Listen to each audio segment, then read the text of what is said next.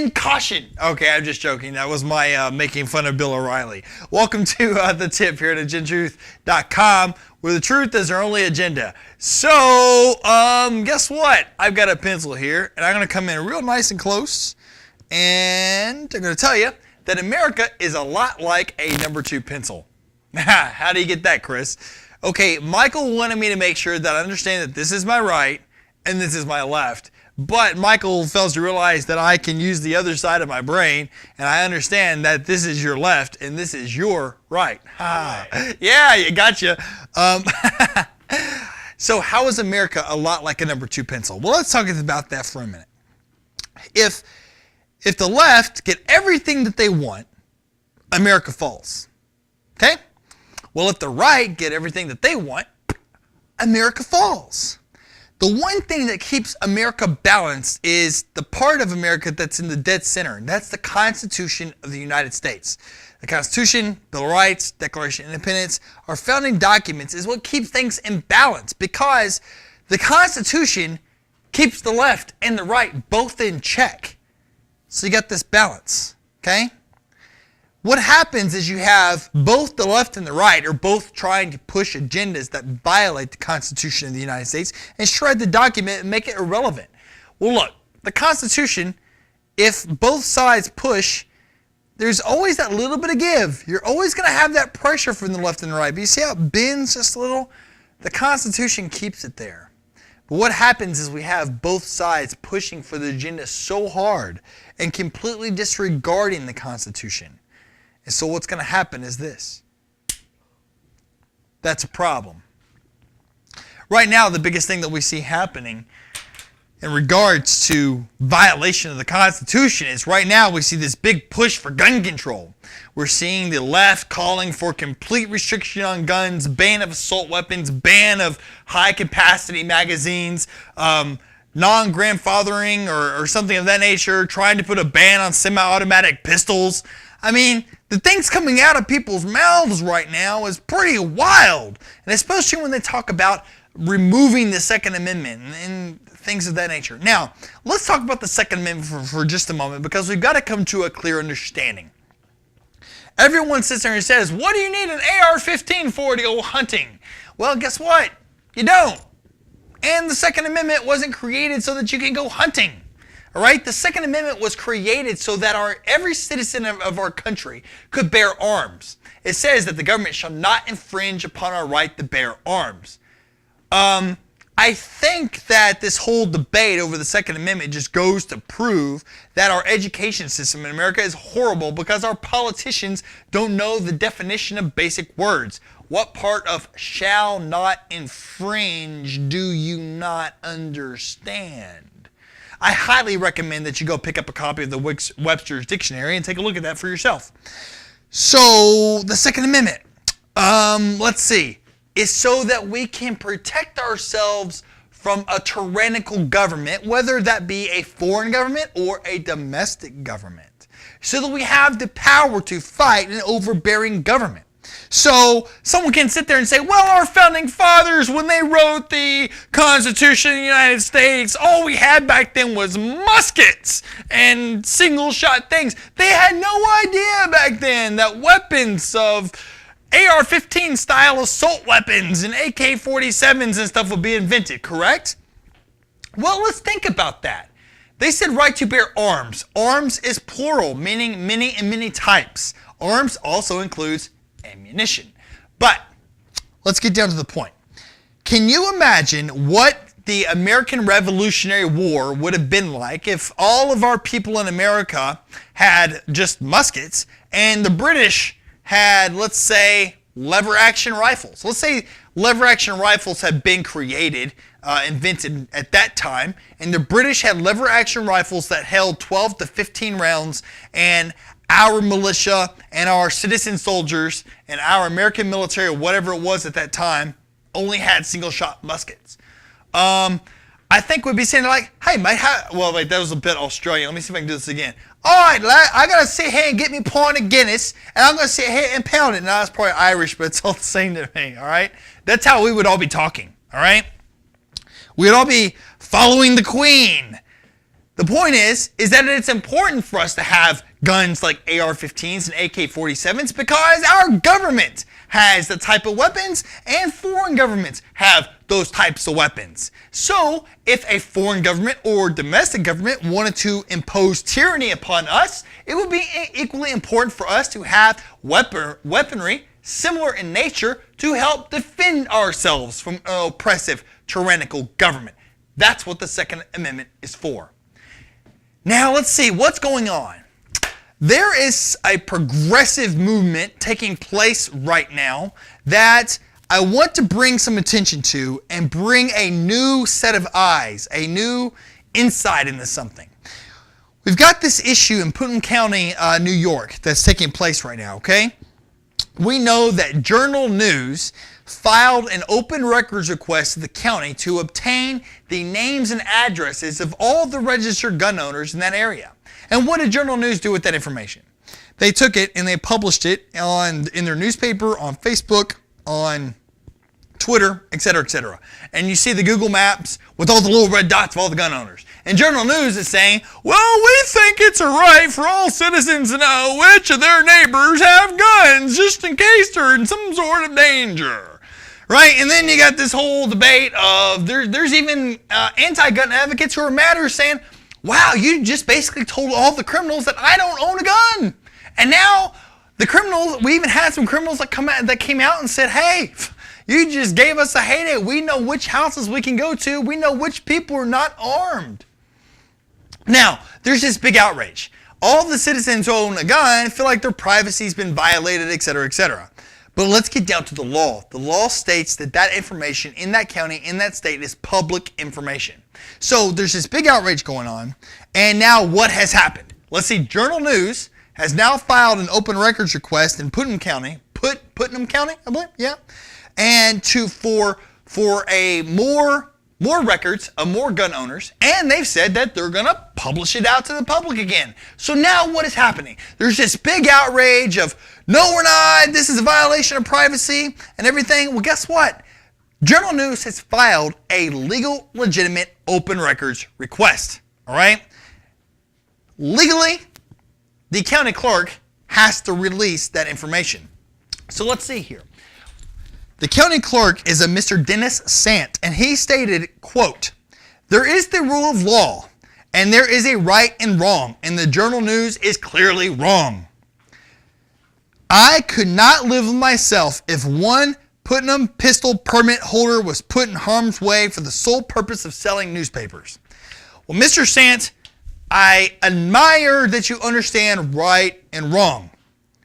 Just because Journal News can obtain this information and publish it, I agree with you that doesn't mean that they should.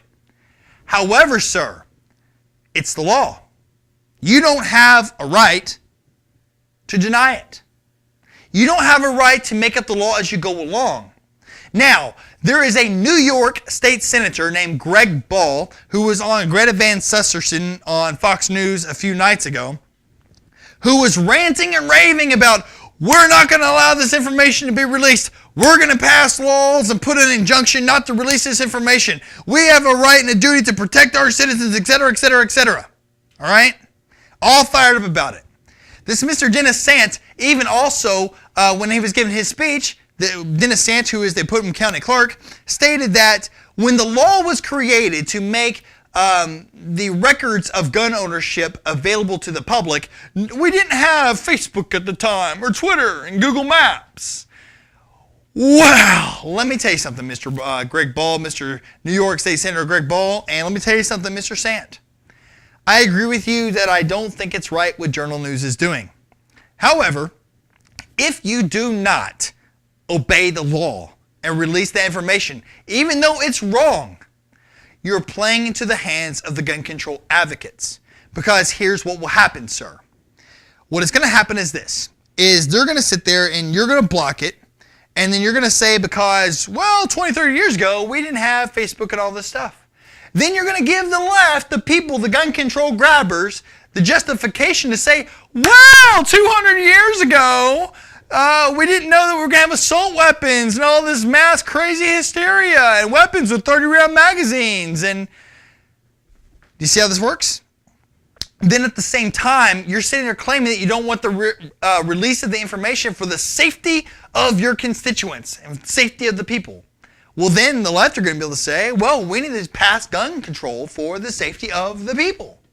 And you're violating the law, so why shouldn't they violate the law?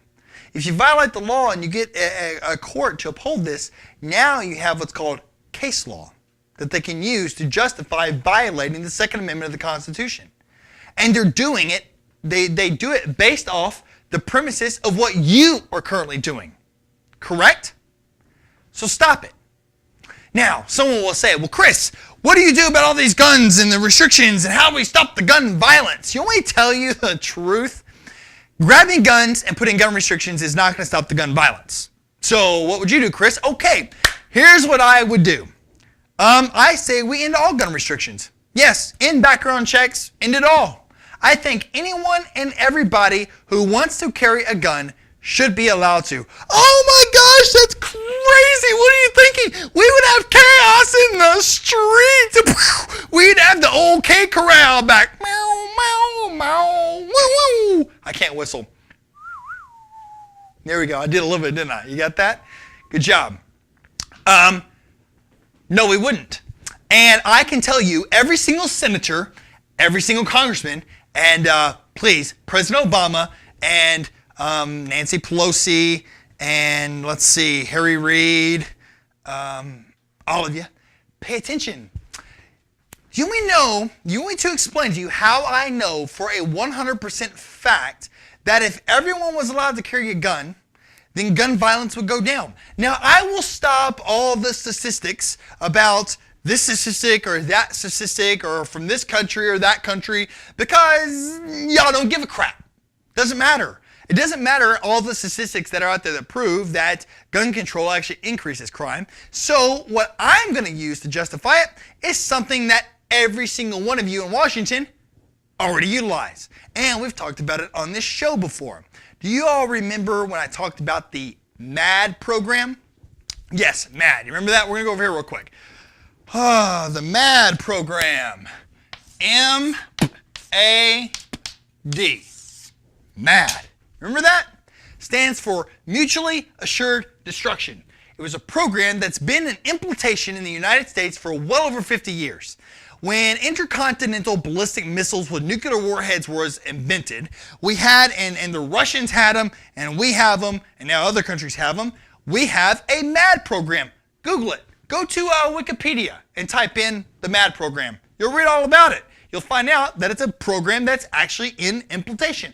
It's a military strategy. It means that if the good old, let's see, we'll put USA and we'll put Russia over here.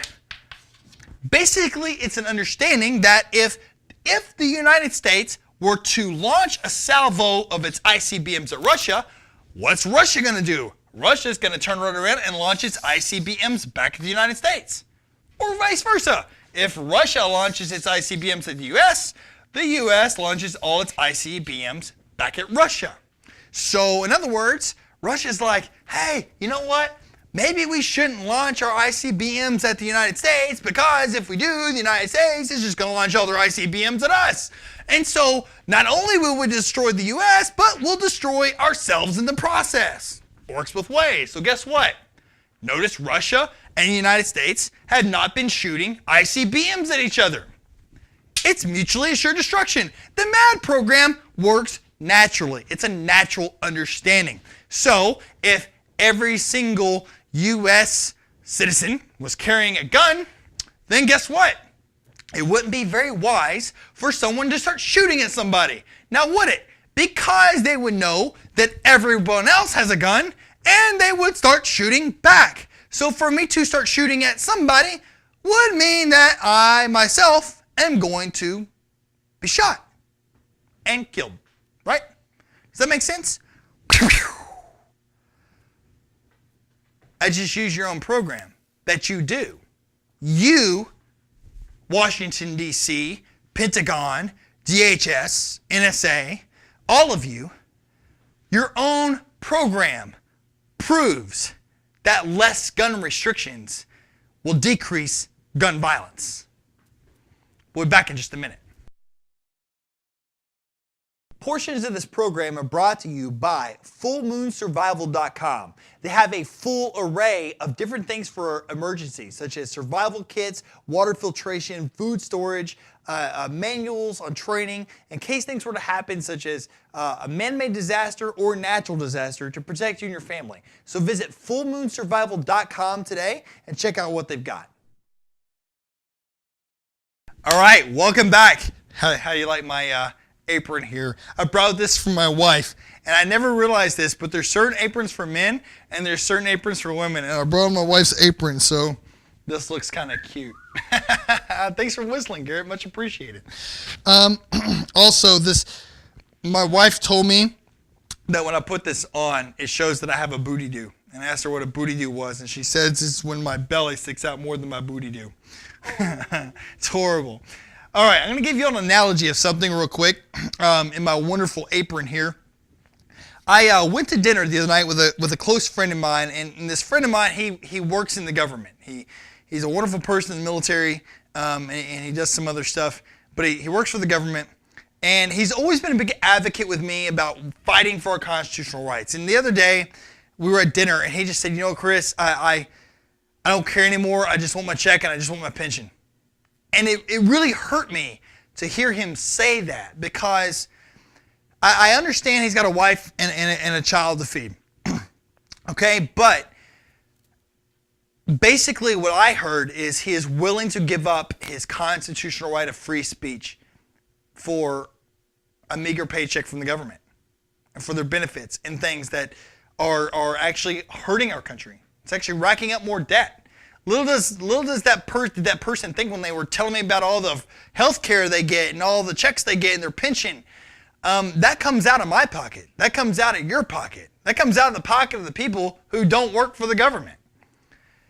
But you should always be able to have your First Amendment right of free speech. And what the government is doing to people is, if you work for the government, if you're a school teacher, if you're in the military, if you're in whatever, if you speak out against the government, we're going to fire you. So in other words, you have to watch all the atrocities that we do to the people, and you're not allowed to say anything about it. You got to sit back and shut up. Otherwise, let me tell you something. You ain't going to be having no cheddar no more. Well, I want to show you an analogy on something really quick. We've got good eggs and rotten eggs. And what I'm going to do is I'm going to do my comrade chef. I say that because every time I try to do like a French accent or something, Michael always accuses me of being a Russian comrade.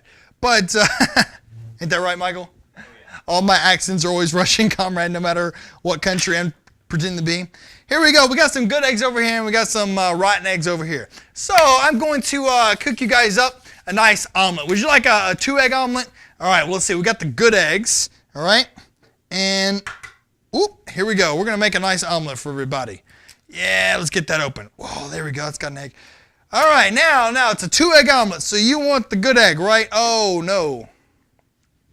I'm going to sneak in a rotten egg here. Oh, guys. Oh, my gosh. I'm serious. That egg is rotten. That's like really a rotten egg. Garrett, you left those out over the weekend, didn't you? Oh. It smells like sulfur. All right, so we got to mix up the egg here. All right, look. I made one egg with the, I hate that smell. I made one egg with a good egg, and I made one egg with a rotten egg. You want this omelet?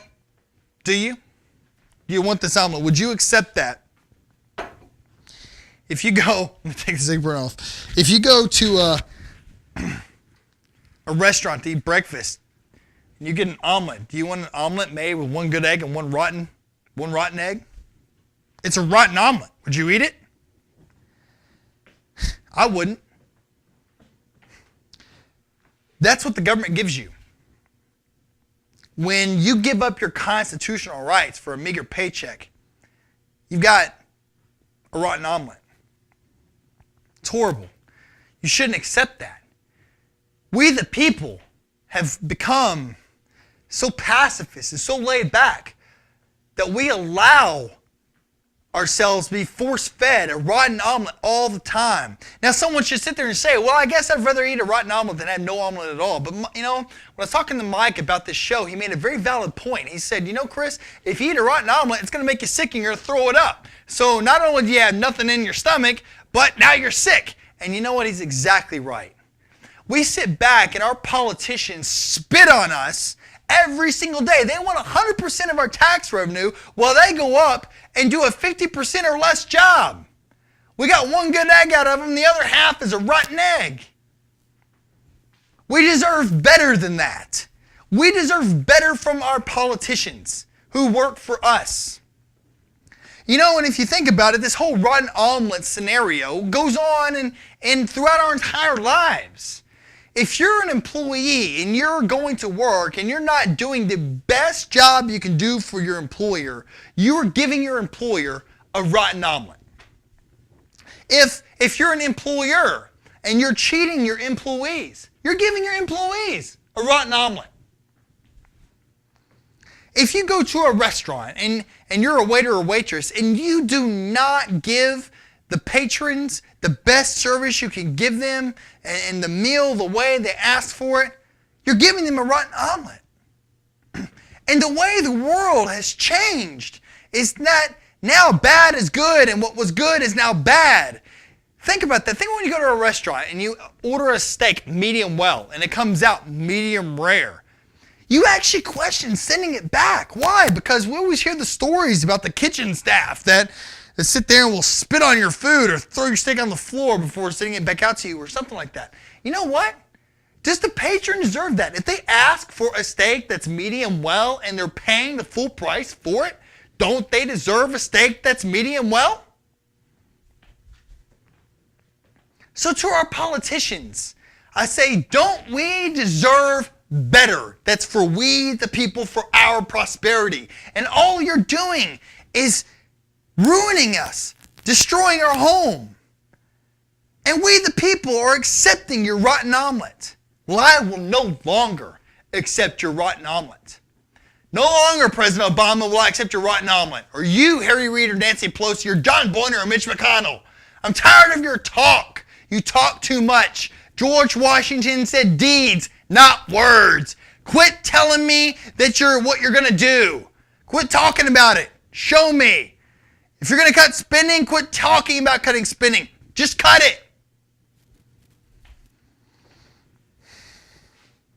We, the people, should be rising up. We should be demanding to get all the rotten eggs out of Washington. We deserve better. We, the people, should never be in fear of speaking out. When we see something wrong, we should have no fear to call it what it is. Wrong. And then there's people I know who sit back and say, well, Chris, what do I do? This is how I feed my family. This is how I take care of my kids. I can't do that. Let me ask you a question. Have you ever thought for just a moment that maybe if you didn't work for the government, you could make more money and live more prosperous and have more security? Have you ever thought about that notion? Have you ever tried? I can tell you that you have the capability of achieving anything you want to achieve, so long as you're willing to work hard for it. Because I can tell you that all the government is going to give you is an omelet made with half a rotten egg. Now, you may say, wow, Chris, you're pessimistic. No, I'm actually a very optimistic person. I enjoy the good things of life. But I once heard someone say that pessimism is just a higher form of optimism. That when you expect nothing out of anyone, then you walk around all day being pleasantly surprised. But let's talk about this optimism, pessimism thing, because I know there will be those who call me a pessimist.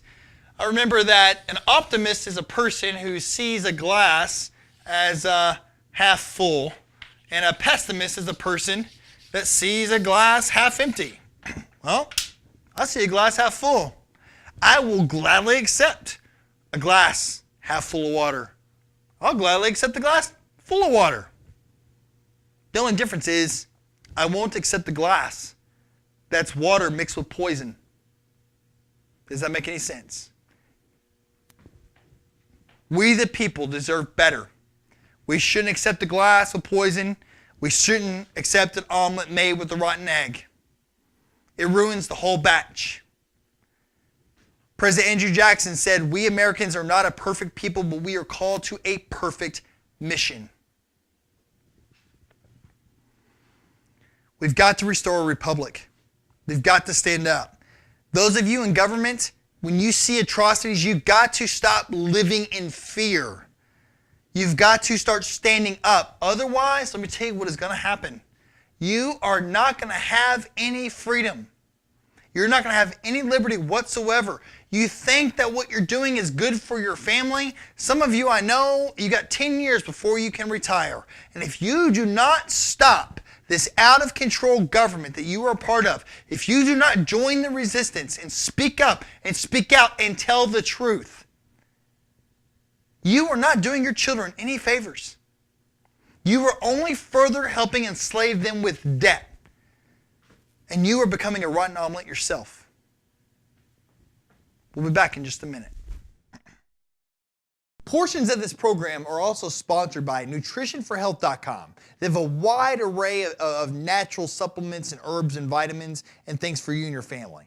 Today, nowadays, we've got cattle and everything being processed, being filled with antibiotics. And as we ingest that food, we find out that it's actually weakening our immune systems against infections. And now we've got superbugs coming out. And now when you go to the doctor, they pump you full of antibiotics and they don't work. It's because we eat all this processed food. At the same time, if you go to the grocery store, you buy vegetables and things that are like GMOs. And if you take the seeds out of those, they won't grow anything. Here at nutritionforhealth.com, they have a wide array of natural herbs, vitamins, and they even have heirloom seeds. Now, what are heirloom seeds? They're natural seeds, natural vegetables. You can grow and plant yourself a garden for you and your family, and that way you can have homegrown nutritional vegetables, but at the same time, you can take the seeds out of those and replant them. It's like the gift that keeps on giving. So visit nutritionforhealth.com today. Thank you. All right, welcome back. Hope you enjoyed today's episode. Look, we got a lot of things that are going to be going on in the month of January. We've heard that, I'll give you a brief synopsis here. President Obama came out the other day and said that he refuses to negotiate on the debt ceiling deal. I don't know if you know this or not, but on New Year's Eve, our country reached its debt limit. And Treasury Secretary Tim Geithner has already had to make austerity measures just to keep the United States from defaulting. He decided that there would be no new debt issue to fund 2 retirement pension funds. So there's already been some austerity measures. It only bought us 2 months. That's why when you see McConnell or Boehner or Obama or anything talk about a 2-month mark or a month and a half now or the beginning of March, that's why. Because they got 2 months before we default on our debt. Now, Obama has already said that he refuses to negotiate on the debt ceiling deal. The GOP has already pretty much come out and said that they refuse to increase the debt ceiling without some drastic cuts. The Democrats have already come out and said no cuts. They're seeking another $1 trillion in new tax revenue. Boy, we're in for a wild ride. So I hope you're ready. Buckle your safety belts, people. Hope that you got airbags all the way around you. I have talked about the progressives, that what they like to do is allow everything to become a crisis. And then they use the media and they pump fear into us. And so that at that crisis scenario, we will accept anything that they are passing so long as it saves us from the catastrophe that they created themselves. President Obama just reassured the entire thing that I've been talking about for a year now. He just went out and said that the debt ceiling debate could be catastrophic. And he fears that it's going to be catastrophic. So there he is. He's pumping up the fear. And then he went through and he said that this debt ceiling thing is a manufactured crisis. No duh. You manufactured it, sir. I know this. You and all the other big progressives in Washington. You manufacture every crisis. That way you can pass one law after another, no matter if it's unconstitutional, no matter how much it hurts our country, and we the people will happily accept it so long as it saves us from the catastrophe that you created yourselves. I'm on to you, and you just admitted my entire belief system about all of you. So be ready. You need to have some food storage. Have some. Just start preparing. Start putting some money back. Start buying some gold and silver. We have survival places at agendasroot.com that are sponsors of our program that you can obtain some products that you need. We got JM Bullion if you need to get some gold and silver. Be preparing, people. I'm going to tell you right now that our elected officials up in Washington, D.C. are not looking out for us. There's a handful. I know a handful of true blue, red, white, and blue-blooded patriots that are up there that are looking out for me and you. But I'm telling you, they are vastly outnumbered, okay? And this is going to be a wild ride through January. So stay tuned. We'll see you next week. We'll have some more information. And thank you for tuning in.